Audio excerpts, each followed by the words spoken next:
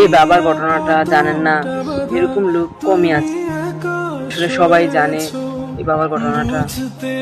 বাবারা কি এমনই, নিজে কষ্ট পাবে তারপরও সন্তান, পরিবার কাউকে কষ্ট পেতে দিবে না।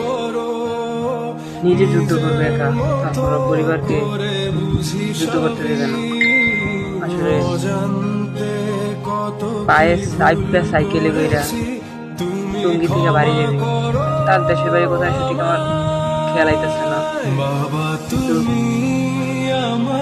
যখন সে মাঝরাতে সাইকেল চালিয়ে দেশের উদ্দেশ্যে রওনা দিছিল, তখন সেনাবাহিনী তাকে তল্লাশি দিয়ে জানতে পারে তার আসল ঘটনাটা।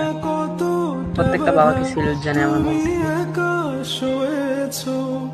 বুঝতে দাওনি কিছু